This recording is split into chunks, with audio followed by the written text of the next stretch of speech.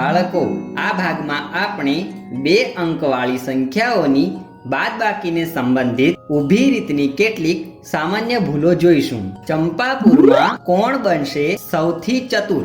સ્પર્ધા ચાલી રહી છે. છેલ્લા 2 પ્રશ્નો વધ્યા છે અને ચંદા અને શેરખાન વચ્ચે ટાઈ થઈ ગઈ છે.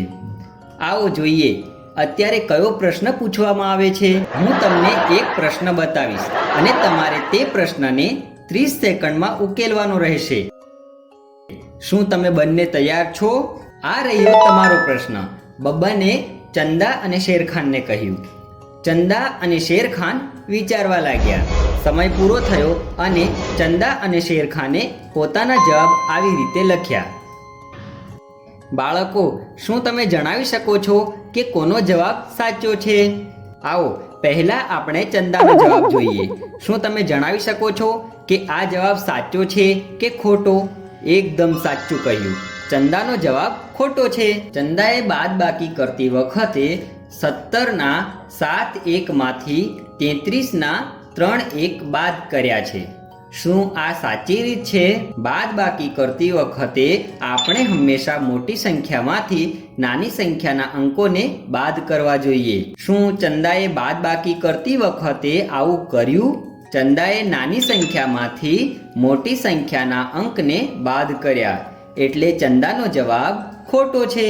આવો હવે શેરખાનના જવાબને જોઈએ.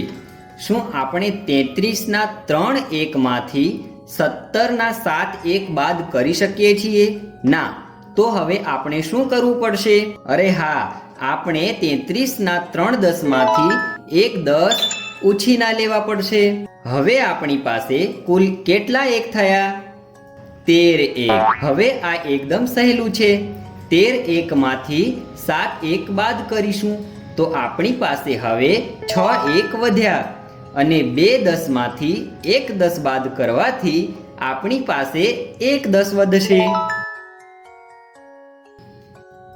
શેરખાને પણ આવી રીતે આપણો જવાબ લખ્યો છે, એટલે તેનો જવાબ એકદમ સાચો છે.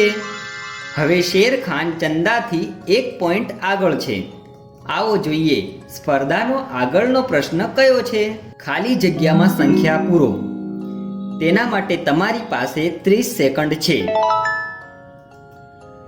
બબ્બને ચંદા અને શેરખાનને કહ્યું. બાળકો, શું તમે આ પ્રશ્નને ઉકેલી શકો છો? આવો તેને એક સાથે ઉકેલીએ. શું આપણે આ પ્રશ્નને કોઈ બીજી રીતે લખી શકીએ છીએ? અરે હા, આપણે આ પ્રશ્નને આવી રીતે પણ લખી શકીએ છીએ. આપણે આવા કોઈ પણ બાદબાકીના પ્રશ્નને સરવાળાના પ્રશ્નમાં આવી રીતે લખી શકીએ છીએ. હવે શું તમે આ સરવાળાના પ્રશ્નને ઉકેલી શકો છો?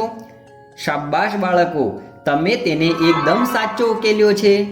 આવી રીતે ખાલી જગ્યાની સંખ્યા 56 છે.